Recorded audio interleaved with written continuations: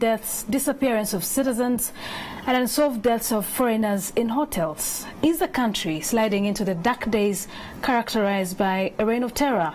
Joining me tonight is he's a Commissioner of Uganda Human Rights Commission, Meddy Mulumba. Human Rights Commission is a body tasked with investigating human rights abuses.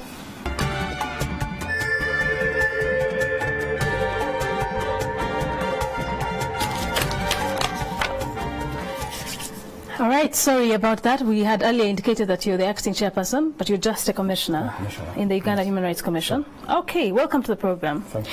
First of all, what's your analysis? Yesterday you made a pronouncement, just for the benefit of those who probably don't know what was going on. What exactly have you been finding out? No, okay, we're concerned as a commission about some of the happenings that have been taking place.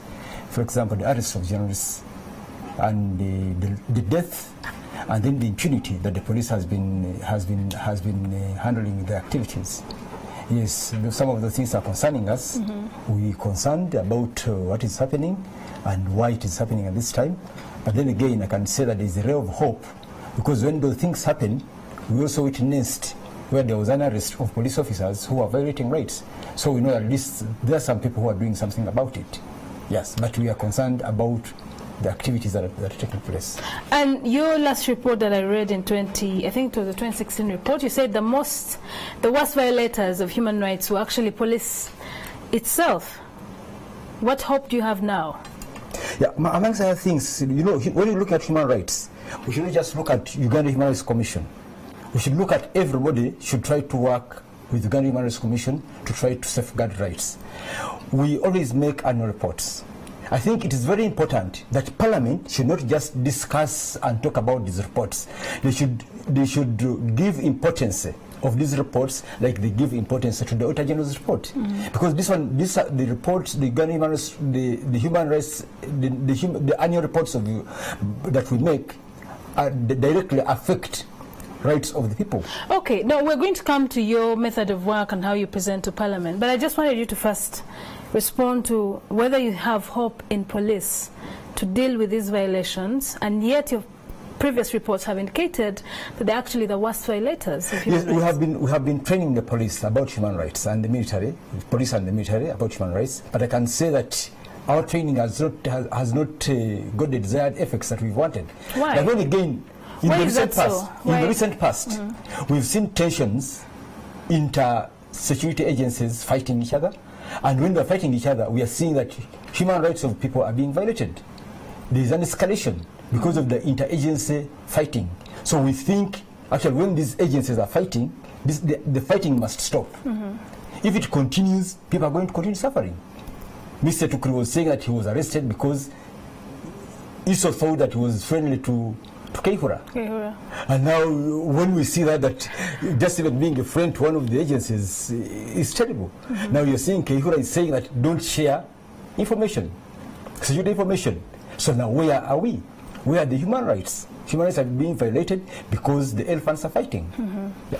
Okay, so one of your duties, or the way you're supposed to conduct your work, is that you investigate and then present a report to Parliament, and then Parliament sends that report to the Human Rights Committee on Human Rights.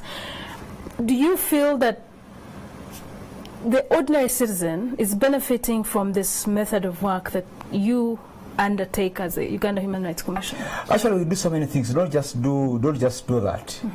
We hold tribunals where you come and lodge a complaint. When you lodge a complaint, we investigate, we get a hearing, and we bring to book anybody who did that, and actually we can order for you to be compensated by government. Then we also visit prisons. I think you remember the issue of the Nalufenya arrest of the... But some people say that you are very complacent and that you only come in when everybody has spoken and they're probably tired. That's when you hear Human Rights Commission is coming in. Where there's like Nalufenya, you only came in towards the end. You were quiet all through.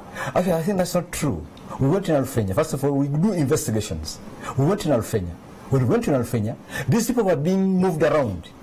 You know, they were being moved around. And we were trying to track them, wherever they were. We went and met them in Nalufenya. We told the police that you must take these people to court. And 2 days later, they took them to court. So we did our work. We are doing our work. Yes. Okay, so what then needs to be done? How do we move on from here at a point where, like you just said, the elephants are fighting, citizens are disappearing? There's a lady that has been disappearing, I think, for now 16 days. There's another that had been disappearing, but I just received a message that he has been found in a friend's home. How do we move out from here as a country? But as a country, as a country and the Commission, we are really very much concerned where we get armed people in civilian uniform, in civilian vehicles, arresting people. Now, it means that somebody can come from anywhere and arrest somebody. That is the concern. Whose duty is it to clean the house? The duty to clean the house, of course, is government. But now, we also want the police to take its role, its responsibility. The police has the responsibility of doing the arrest and keeping law and order. It's the main, they're in the main line of action. But now they're taking a peripheral role. Now even policemen are being arrested for crimes that they committed. I think they must clean up. Governments must clean up. The president told the IGP that he should clean his house. So I think maybe if he can't clean his house, then government must come in and clean the house. And help him clean the house. Okay, do you ever get an interface with the president? Because, apparently, not really apparently, but ultimately he's the chief executive. Do you as a Human Rights Commission, Uganda Human Rights Commission, ever interface with the president to actually bring to light some of the things that probably go unnoticed and he probably is not aware of what's happening in the country?